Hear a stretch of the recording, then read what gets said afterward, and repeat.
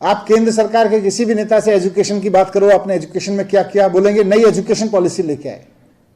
3 साल हो गए इनको नई एजुकेशन पॉलिसी लाए हुए।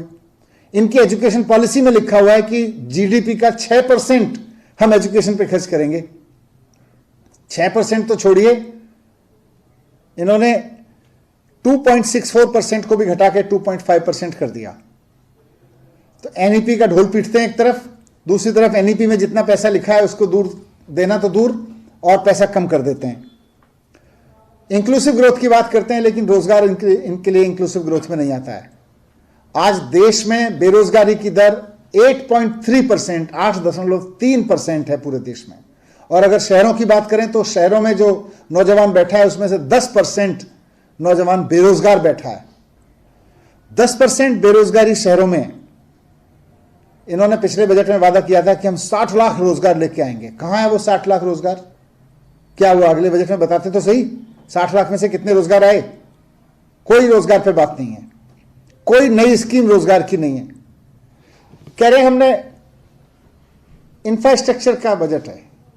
इंफ्रास्ट्रक्चर में क्या, कुछ एयरपोर्ट बना रहे हैं, कुछ सड़कें बना रहे हैं, अच्छी बात है, देश को एयरपोर्ट और सड़कें चाहिए। लेकिन जिस वक्त देश का लगभग हर 10वां युवा बेरोजगार है, और जिनके पास रोजगार भी है उनकी हालत देख लो, कितने रुपए पर डे, 35 रुपए पर डे के ऊपर कितने लोग जी रहे हैं, उन सब को देखो तो आपको समझना पड़ेगा कि दुनिया ने इन चैलेंजेस को कैसे फेस किया है। इसमें कोई विजन नहीं दिख रहा है इनके बजट में कि बेरोजगारी से कैसे लड़ेंगे। जहां जहां लोगों को दुनिया में बेरोजगारी का सामना करना पड़ा, जिन जिन इकोनॉमीज को उन्होंने चैलेंज के रूप में लिया और कंजम्पशन बढ़ाया, खपत बढ़ाई। खपत बढ़ती है तो प्रोडक्शन बढ़ता है, ट्रेड बढ़ता है, उससे रोजगार पैदा होते हैं, उससे लोगों को इनकम बढ़ती है। तो खपत पे कोई काम नहीं है, कंजम्पशन पे कोई काम नहीं है। केवल कुछ एयरपोर्ट बनाने से थोड़ी रोजगार बढ़ जाएंगे, आपको कंजम्पशन इकोनॉमी बनाना पड़ेगा। India is a big consumption market. आपके मार्केट को सारी दुनिया कंज्यूमर मार्केट के रूप में देख रही है, और आप सोच रहे हो कि हम 4 कैपिटल प्रोजेक्ट बना के हम बेरोजगारी दूर कर सकते हैं। बात ही नहीं है, बेरोजगारी की तो बात ही नहीं की बजट में। केवल कुछ प्राइवेट इन्वेस्टर्स को फायदा मिलेगा। ये कह रहे हैं इनकम टैक्स में छूट का बड़ा वादा कर रहे हैं, दावा कर रहे हैं कि साहब इनकम टैक्स में छूट दी, बहुत बड़ी छूट हो गई। मैं पूछना चाहता हूं, ये इनकम टैक्स में छूट का फायदा कितने लोगों को मिल रहा है? 50,000 रुपए की छूट दी है, किसको फायदा मिल रहा है?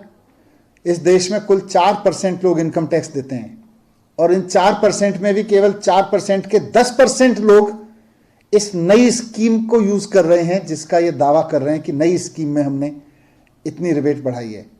तो यानी कि 0.4% लोगों को 50,000 रुपए की छूट मिलने को हम बहुत बड़ा दावा कर रहे हैं। साहब गेम चेंजर है। क्या गेम चेंजर है?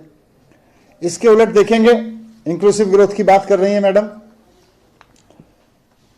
अगर इंक्लूसिव ग्रोथ में कह रही है इंक्लूसिव ग्रोथ से डेवलपमेंट होगा, इस बजट में इंक्लूसिव ग्रोथ का खाका रखा गया है।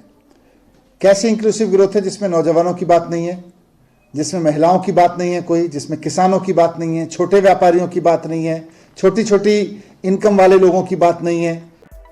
Subscribe to Midday India. Get direct notifications on all our videos by clicking on the bell icon.